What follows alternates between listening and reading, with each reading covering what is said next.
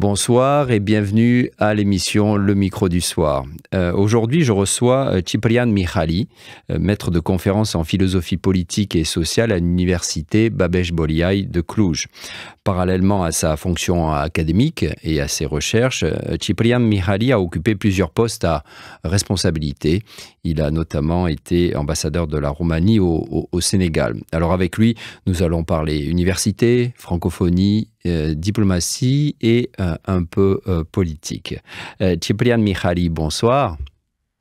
Bonsoir, c'est tout un plaisir d'être avec vous ce soir. C'est un plaisir pour nous également. Alors, je mentionnais que vous avez été ambassadeur, mais également de 2016 à 2020, vous avez été directeur de l'Agence universitaire francophone pour l'Europe de l'Ouest, poste basé à Bruxelles. Vous me direz si je me trompe. C'est exact? En effet, c'est bien ça. Voilà. Oui. Alors, première question, qu'est-ce que vous retenez de cette expérience à Bruxelles en tant que directeur de l'AUF? Écoutez, c'était une expérience particulièrement riche, plein de provocations et plein de nouvelles expériences. C'était par ailleurs un mandat qui venait après une longue période de travail autour et au sein de la francophonie. J'avais commencé à être actif et présent dans la formation et dans la coopération francophone à partir des années 2000. En fait, je peux dire que tout mon parcours professionnel est lié à la francophonie. Dès mon inscription en thèse en 1993 jusqu'à aujourd'hui, la francophonie est ma deuxième patrie, si je peux dire ainsi.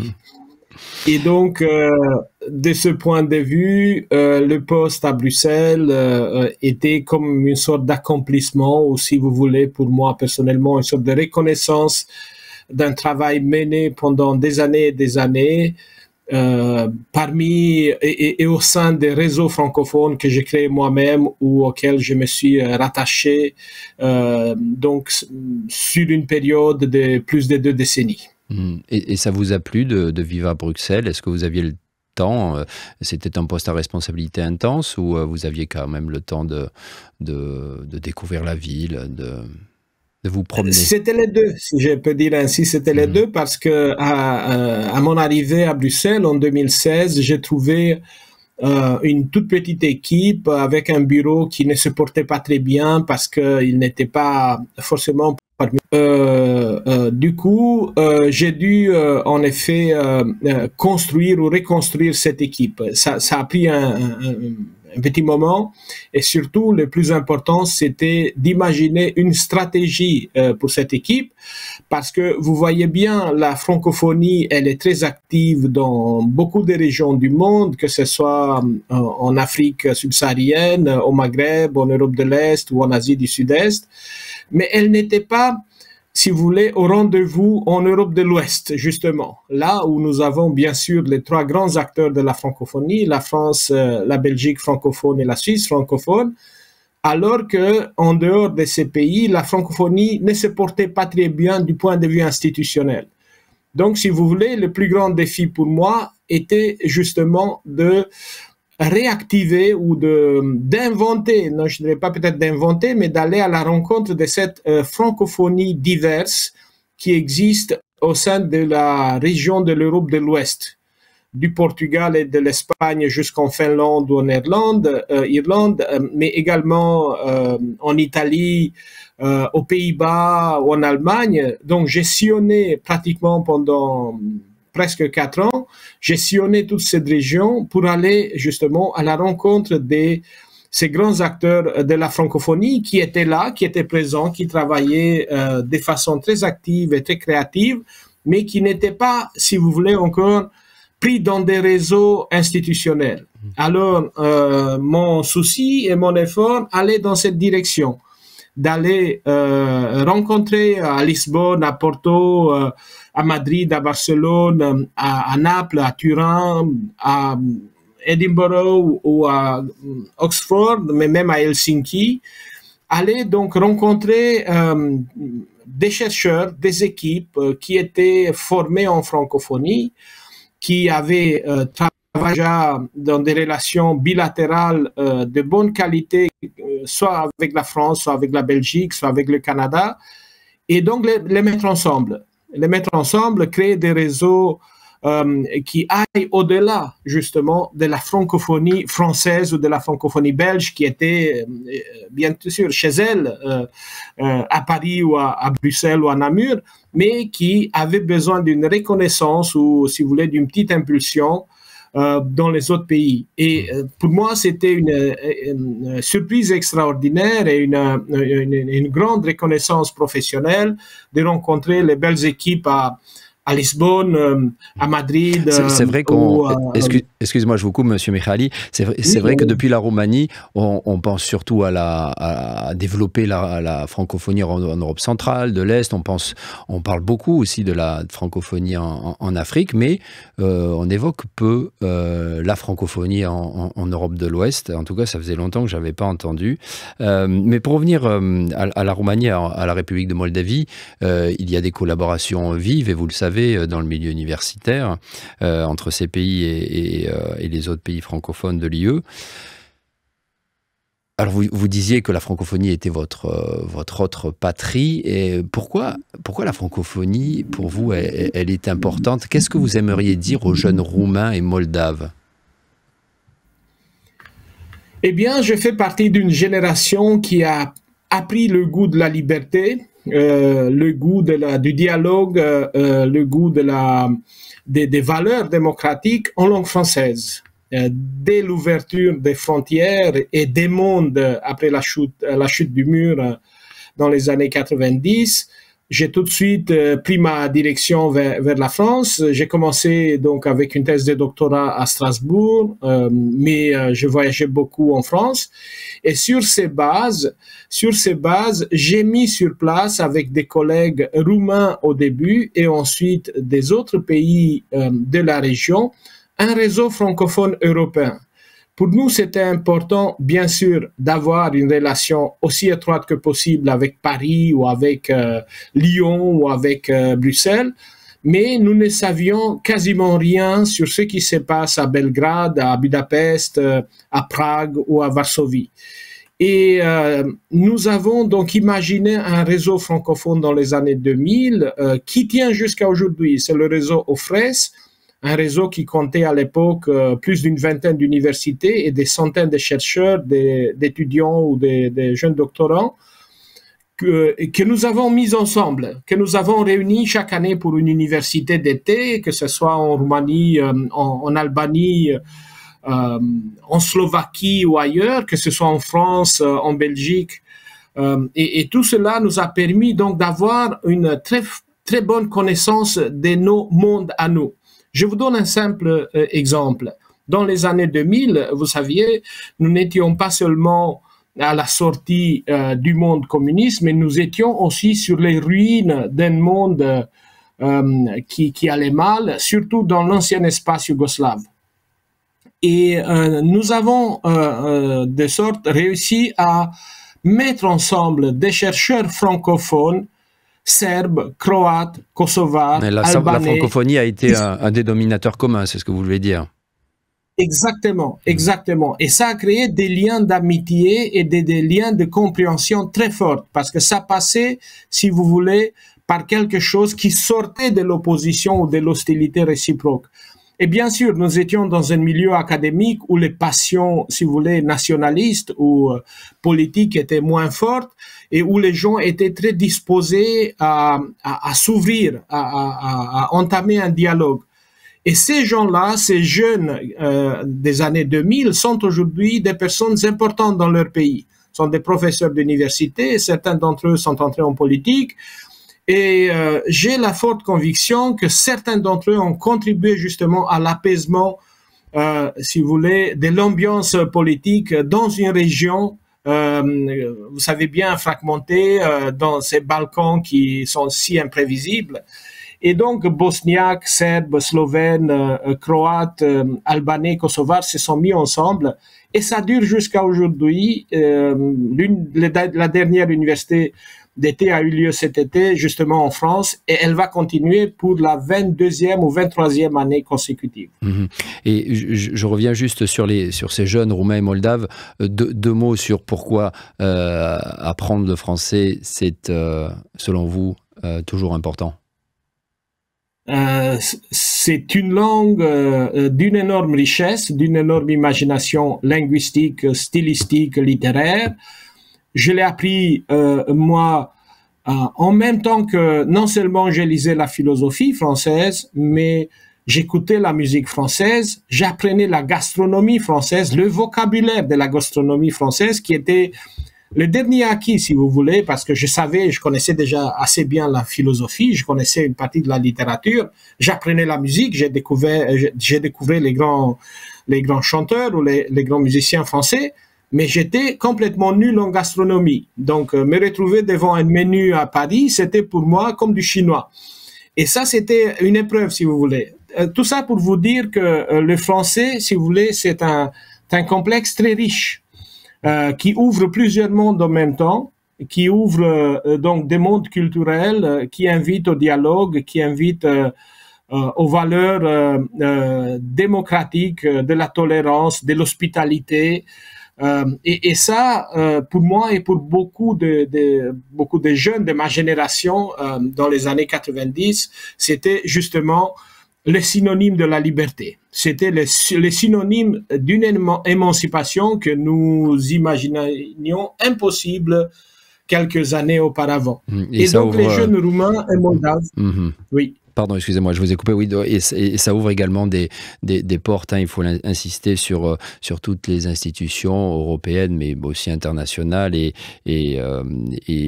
pour travailler aussi dans des multinationales, notamment françaises, qui sont bien implantées par ici. Donc ça, c'est un petit peu les arguments classiques. Mais celui de la gastronomie, je n'y avais pas pensé. Et effectivement, c'est pour moi-même, parfois, c'est un peu compliqué de lire certains menus gastronomique français, donc j'imagine, oui, c'est un bon argument, donc ça permet aussi de bien lire les menus. Si vous voulez bien, Monsieur Michali, j'aimerais qu'on passe maintenant à un peu autre chose, à votre expérience en tant qu'ambassadeur au Sénégal de 2012 à 2016. Vous étiez également responsable de 7 autres pays de la région. Alors, je vais vous reposer la même question. Qu'est-ce que vous retenez de cette expérience? Et aussi, quel est votre sentiment quand vous en avez déjà parlé de cette Afrique subsaharienne qui, en ce moment, se détache, en tout cas certains pays se détachent, alors surtout de l'influence française, mais peut-être aussi, je ne sais pas, de la couverture francophone, on va dire. Oui, c'était une période difficile, mais extraordinaire en même temps. C'était difficile parce que je plongeais pour la première fois pour une longue période. J'avais été déjà en Afrique précédemment, j'avais fait une quinzaine de missions dans plusieurs pays africains, mais à chaque fois, vous voyez des courtes missions académiques ou des coopérations internationales, 3 jours, 4 jours, une semaine. Mais là, j'étais basé à Dakar, donc m'installer dans un pays africain pour une période assez longue, 4 ans, c'était pas évident du tout. C'était difficile, d'abord pour entrer dans la vie quotidienne, bien sûr, pour fixer tous ces rituels, toutes ces pratiques, au-delà, bien sûr, de tout ce que j'avais comme tâche diplomatique au sein de l'ambassade et dans le milieu personnel, diplomatique. Pardon, excusez-moi, je vous coupe. Vous aviez combien de personnes qui travaillaient avec vous? Ah, très peu, très peu. On était 4 Roumains au sein de l'ambassade, par 2 fois 2. On n'a jamais dépassé 5 ou 6. On était une toute petite équipe pour une immense région. On rigolait même disant que nous sommes la petite équipe napoléonienne qui maîtrise la moitié du monde parce que, vous voyez, 8 pays subsahariens, c'est presque toute l'Europe.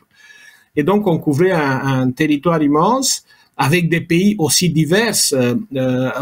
Vous voyez, la Côte d'Ivoire, le Mali, la Gambie, le Cap-Vert, mais Burkina Faso, la Guinée-Bissau, tout ça, c'est des pays extrêmement divers culturellement et surtout politiquement. Et j'arrivais à Dakar en 2012 sur une période d'enthousiasme social et politique avec l'arrivée au pouvoir d'un nouveau président, d'un nouveau gouvernement. Et donc, on peut flotter, si vous voulez, sur cette vague d'enthousiasme qui peu à peu s'est diminuée par la suite jusqu'à ce qu'on voit aujourd'hui.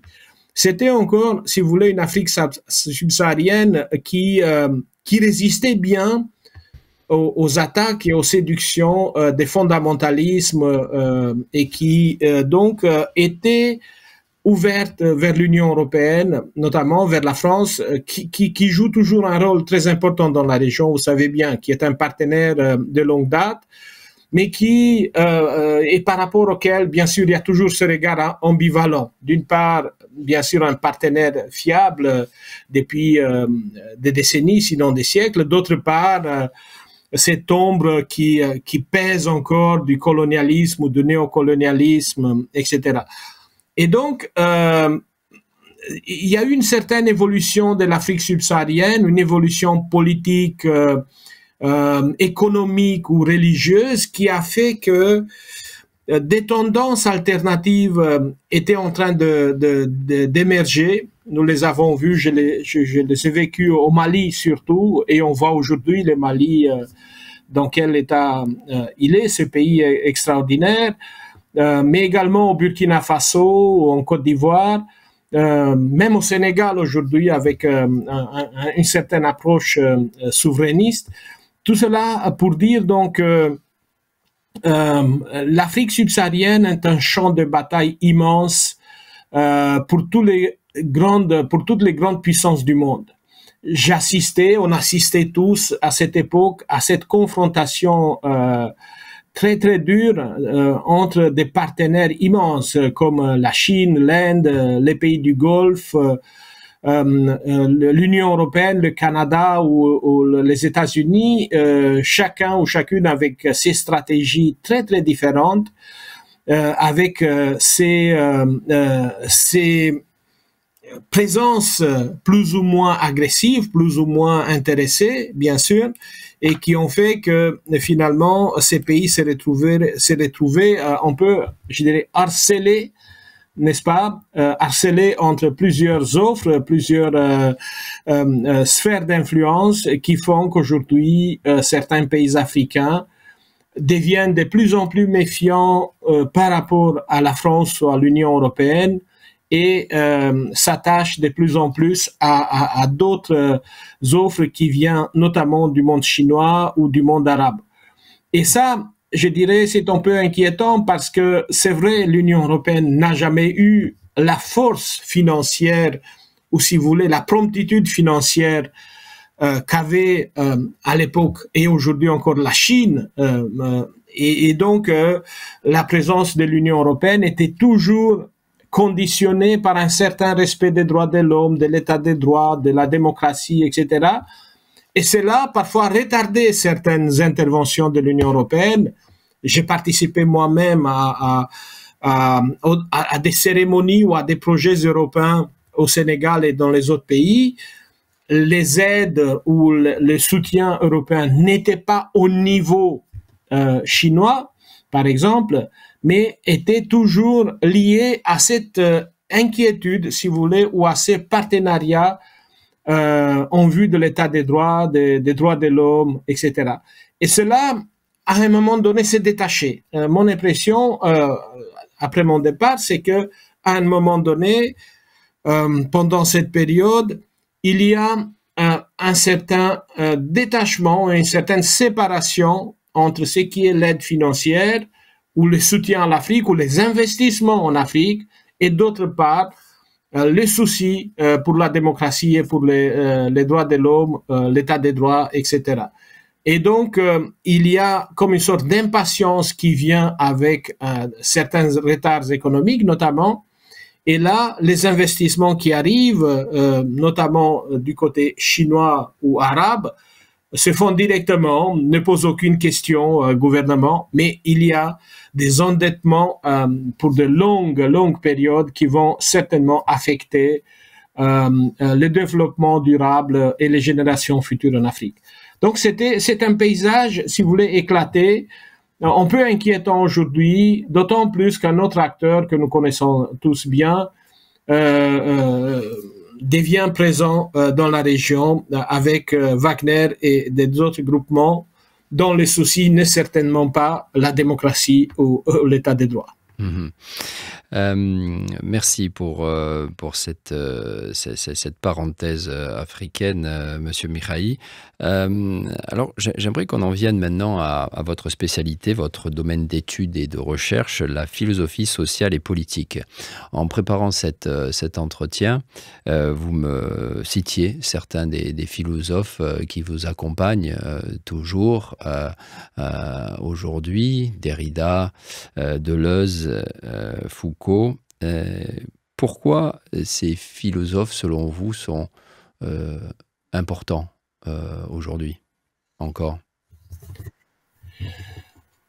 J'ai découvert cette philosophie dans les années 90 et tout de suite, j'ai voulu travailler avec eux, et en tout cas, ce qui restait encore de la grande philosophie française du XXe siècle. Et j'ai eu la chance immense et unique de rencontrer Jean-Luc Nancy à Strasbourg. Jean-Luc Nancy était un intellectuel d'une énorme noblesse spirituelle et culturelle. C'était quelqu'un d'une générosité et d'une compréhension comme j'ai jamais rencontré. Mais en même temps, c'était un grand philosophe, un esprit analytique et critique d'une grande subtilité. Et c'est grâce à lui que j'ai pu, si vous voulez, avancer ou me développer dans la connaissance de la philosophie française. J'ai eu des longs dialogues avec lui pendant mes années de formation doctorale et je lui posais bien sûr toutes sortes de questions, parfois des questions naïves, parfois des questions un peu bêtes ou des questions de bonne qualité. Tout ça pour dire que c'était un vrai maître, d'une grande générosité, encore une fois, qui avait toujours du temps disponible, qui avait une patience de l'explication et de la compréhension dans ses cours, dans ses rencontres privées, dans ses textes également. Et ça m'a amené donc à aller plus profondément dans l'espace de cette pensée philosophique. Ce que j'aime d'abord dans cette philosophie, c'est le fait qu'elle garde, si vous voulez, quelque part, une revendication de rationalité et d'émancipation par la culture ou par la pensée critique. Je reste attaché à la pensée critique telle qu'elle est développée, que ce soit par Derrida, Foucault, Lyotard, Deleuze, Nancy et d'autres. Et en même temps, ce sont des gens qui ont été toujours critiques avec toute forme de pouvoir. La fonction de l'intellectuel public, et ils étaient des intellectuels publics, nous savons bien combien Foucault était impliqué dans les années 70, ou Deleuze ou Derrida jusque dans les années 2000, jusqu'à leur mort, étaient engagés civiquement et étaient toujours critiques par rapport à toute forme de pouvoir et en même temps s'attacher à des causes sociales ou à des causes qui permettaient la libération de la pensée de toute idéologie. Je cite ici le rapport que Foucault avait avec le marxisme, avec le stalinisme, les scandales violents qu'il a eu avec Garodi dans les années 60, par exemple, son opposition féroce au stalinisme, ensuite la position de Deleuze dans les années 70 contre la même pensée dogmatique, qu'elle soit marxiste à l'époque, stalinienne ou d'inspiration chinoise. Mais en même temps, c'était toujours des grands défenseurs des valeurs de la raison, de la liberté, des droits de l'homme, et ils le faisaient toujours de cette façon critique. Et bien sûr, non seulement avec une démarche critique, mais avec également une très forte, une très profonde connaissance des classiques. Ce sont donc des philosophes à vocation universelle, ce sont des philosophes qui développaient un style d'écriture qui m'a toujours fasciné. C'est des grands écrivains en même temps. Mais regardez par exemple les cours de Foucault vers la fin de sa vie, son érudition extraordinaire par rapport à la pensée classique, que ce soit la pensée grecque ou la pensée chrétienne des premiers siècles, de la philosophie classique. Donc, c'était des gens formés dans les hautes écoles françaises, bien sûr, l'école normale dans les années 50 ou 60, école de hautes études, etc. Et je donne toujours l'exemple à mes étudiants pour leur dire, ah ouais, ils se plaignent, parfois les examens sont durs. Et je cite de la biographie de Foucault, vous voyez, les examens à l'époque, c'était 7 heures à la Sorbonne, il y avait juste une petite bouteille d'eau et un sandwich, et 3-4 jours d'affilée, des examens tout au long de la journée. Et c'était, comment dire, c'est par passion de la connaissance, n'est-ce pas?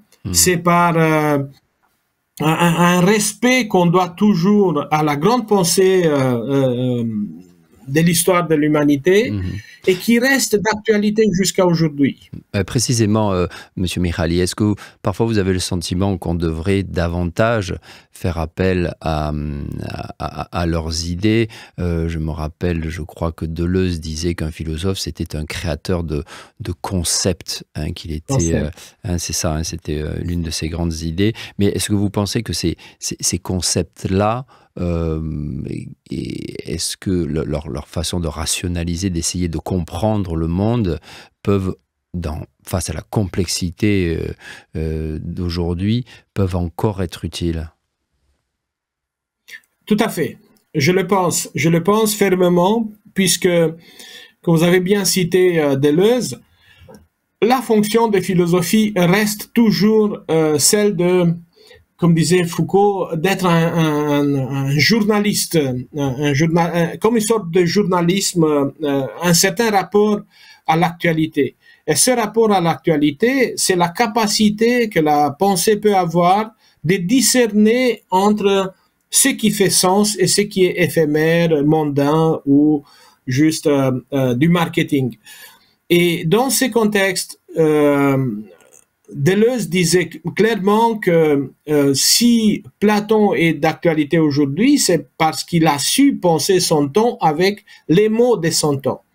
Et que la philosophie ne meurt pas. Il n'y a pas une fin de la philosophie, une mort de la philosophie. Il y avait toute une mode à un moment donné qui parlait de la mort de la philosophie ou de la fin de la philosophie. Non, si la philosophie meurt, elle meurt de rire, disait Deleuze. Parce que, regardez aujourd'hui, Deleuze est parti il y a 30 ans, mais le monde a évolué énormément depuis. Et nous voyons aujourd'hui surgir tout ce paradigme du numérique et du digital qui change complètement la face du monde. Et là, la philosophie est encore en retard. C'est-à-dire que la philosophie n'a pas trouvé encore les concepts pour décrire et comprendre ce monde. Cela se passe dans les domaines techniques, cela se passe dans l'économie, cela se passe même dans la sociologie parfois, dans les sciences. Mais la philosophie marque, à mon avis, un certain retard. Nous faisons des efforts. Moi-même, j'enseigne un cours sur la communication numérique et je me rends compte qu'on n'a pas encore l'appareillage, on n'a pas encore la boîte à outils. Les critiques restent surtout sociologiques, non? Elles restent surtout sociologiques. Il y a une sociologie du numérique d'excellente qualité. Même en France, il y a des auteurs que je lis avec beaucoup de passion. Mais la philosophie, si vous voulez, bien sûr, la philosophie n'est pas toujours forcément d'une grande promptitude. Elle n'est pas sollicitée au même titre que d'autres sciences, que sais-je, par les gens puissants de la société ou par les institutions. La philosophie prend son temps. C'est comme disait Lyotard, c'est le seul inconvénient de la philosophie, que dans un monde qui n'a pas de temps, la philosophie fait perdre le temps. Mais c'est une perte utile, en quelque sorte. C'est une perte qui donne ses résultats à la longue. Donc encore un peu de patience, oui. Et un peu de patience, mais patience dans le sens où la rumination de l'actualité prend du temps. J'essaie moi-même, et d'autres collègues en France, aux États-Unis ou ailleurs, essayent en même temps de réfléchir à ce qui se passe aujourd'hui. Comment nous pouvons utiliser des concepts hérités, par exemple, de la grande philosophie française? Comment réfléchir aujourd'hui sur la pensée rhizomatique, telle que décrite par Deleuze, ou la critique du pouvoir. Que dirait aujourd'hui Foucault sur les évolutions des pouvoirs, des jeux de pouvoir, des relations de pouvoir aujourd'hui? Comment pratiquer une déconstruction, n'est-ce pas, des nouvelles configurations sociales ou politiques d'aujourd'hui, telles que les travaillait Derrida. Donc, moi, je prends inspiration dans tout cela, non seulement, bien sûr, pour essayer de mieux comprendre la philosophie française, mais également pour inventer quelque chose de nouveau, pour essayer d'être en prise avec mon actualité, parce que c'est notre actualité qui nous pose des questions, qui nous interpelle et qui nous oblige à réfléchir à nouveau frais sur ce qui se passe avec nous et autour de nous. J'aimerais vous poser une dernière question, Monsieur Mihaly, plutôt concernant non pas la philosophie, mais disons la politique sociale. Ce qui me marque en Roumanie, mais ça se passe aussi et toujours plus dans d'autres pays d'Europe, c'est ce mur, cette cloison entre d'un côté la sphère politique et la société civile de l'autre. Or, et vous me direz si je me trompe, enfin je crois que c'est ce qu'on enseigne notamment en sciences politiques, les dirigeants sont en partie, voire en grande partie, une émanation de la société civile, des souhaits de la société civile, une résultante donc du vote notamment. Est-ce que déjà ça, vous êtes d'accord avec cette affirmation? Partiellement. D'accord, vous allez me l'expliquer. Et parce que j'aime prendre cet exemple qui va peut-être paraître un peu absurde pour certains, mais plus les citoyens se comporteront de façon polie, gentille, civilisée dans la rue même, et plus ils auront de chances d'avoir des dirigeants qui sont respectés, considérés, etc. Alors c'est un petit peu extrême peut-être comme exemple, mais il y a une telle dissociation entre, et je le ressens notamment ici, entre le politique et la société civile, qu'il faudrait peut-être faire comprendre aussi qu'il y a une responsabilité du citoyen pour pouvoir espérer aussi un autre type de classe politique. Qu'en pensez-vous? Là, nous sommes bien d'accord. Je pense qu'en effet, il y a comme une sorte de séparation, de clivage entre la classe politique et la société. Mais je pense que cela est dû aux deux parties. Je commencerai avec ce que vous avez dit au début. Je ne suis pas tellement certain que la classe politique actuelle soit une émanation de la société civile. Je pense plutôt qu'elle est une émanation de certains jeux de pouvoir qui se sont constitués à partir des années 90.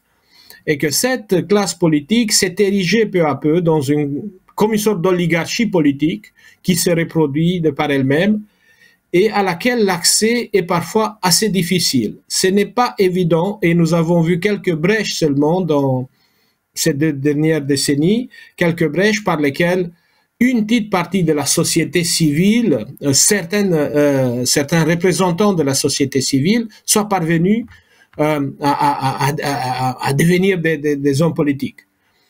C'est vraiment pas évident. C'est vraiment pas évident parce que la classe politique s'est séparée, a construit des murs autour d'elle et que certains modes de reproduction des hommes et des femmes politiques mettent des tests très durs pour les représentants de la société civile. Cela s'est passé en 2004 avec l'arrivée au pouvoir du président Traian Băsescu sur une vague d'enthousiasme populaire. Un certain nombre d'intellectuels ont été invités à participer au pouvoir. La plupart d'entre eux sont sortis assez vite parce que ce n'était pas pour eux. Il y a une corrosion très forte produite par la politique et les intellectuels sont souvent naïfs, idéalistes et ils résistent pas. Le jeu politique est toujours très très dur. et impitoyable. Et donc les intellectuels, avec leurs valeurs et leurs principes universels, ne résistent pas dans cet espace du compromis ou du jeu politique d'intérêt. Et cela s'est passé aussi ces 10 dernières années, quand la société civile roumaine est arrivée à une certaine maturité et qui s'est exprimée publiquement, qui s'est exprimée parfois dans la rue. Vous savez bien qu'il y a eu des protestations à partir de 2013 avec le dossier Rocha Montana, ensuite avec, en 2015 avec Collectif, 2017, qui a fait tomber 2018, le gouvernement d'ailleurs, oui, de l'époque. Qui a fait tomber des gouvernements. Donc, il y a une certaine force de la société, n'est-ce pas? Mais il y a en même temps une confrontation permanente entre la société civile et le pouvoir politique. Mais la société civile, elle, a du travail. Il y a des gens qui travaillent dans des organisations, dans des universités, dans des entreprises. Elle utilise seulement une partie de son temps pour s'impliquer civiquement ou socialement. J'ai parlé avec des représentants de la société civile, des grandes personnalités en Roumanie qui m'ont dit « on est fatigué ». On a beaucoup de choses à faire, des organisations civiques qui se battent pour des enfants défavorisés ou pour des malades ou pour toutes sortes de situations sociales, qui disent nous devons être là, nous devons être présents avec les enfants, avec les pauvres, avec les exclus de la société, et nous n'avons plus le temps d'aller contester le pouvoir. En même temps, le pouvoir, ou si vous voulez, les politiques, ils sont là tout le temps. C'est leur métier, ils sont payés pour faire cela. Et il y a comme une sorte de guerre d'usure, en fait, entre les deux, n'est-ce pas, où le politique finit toujours par l'emporter, ou presque toujours par l'emporter, parce que ils ont les moyens législatifs, les moyens d'action, les médias de leur côté, et cela leur permet donc d'éviter des confrontations directes ou d'éviter comment dire, d'arriver dans des situations critiques devant la société. Mais vous avez raison en même temps, je pense que la société civile roumaine a mis du temps à apprendre son rôle et ses responsabilités civiques. C'est la modernisation de la société roumaine était pendant le communisme extrêmement inégale. Il y a eu comme une sorte de modernisation, bien sûr, dans l'industrie, dans la construction des villes, etc. Mais la société civile n'a jamais été un objet de modernisation. Au contraire, elle devait être, bien sûr, inhibée. Et donc, on a appris à faire cela avec toutes les erreurs possibles, avec l'enthousiasme des années 90, ensuite avec l'apparition de certains leaders de la société civile. Mais je pense qu'il y a comme une sorte de maturation, comme une sorte de développement un peu plus lent peut-être, mais nécessaire de la société civile. Et elle est nécessaire dans une société où, comme dans d'autres sociétés, le pouvoir a la tendance d'accaparer les ressources, et non seulement les ressources financières, mais les ressources médiatiques ou même certaines ressources humaines. Donc, si vous voulez, c'est une évolution qui est en cours. J'ai fait toujours confiance et jusqu'à aujourd'hui, si vous voulez avoir, comment dire, un diagnostic de la société roumaine, vous ne le trouverez pas auprès des politiques, mais auprès plutôt de la société civile. Mmh. Et vous avez raison, ces dernières années, on voit comment la société civile, représentée par les ONG et autres associations et fondations, se sont véritablement développées. Rien à voir avec le début des années 2000, je suis tout à fait d'accord avec vous.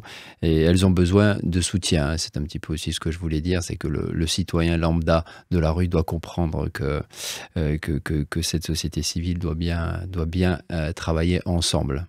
Tout à fait. Monsieur Mihaly, je vous remercie infiniment d'avoir pris le temps d'être avec nous à l'émission Le Micro du Soir. Ça a été un entretien très divers. Nous avons parlé de beaucoup de choses.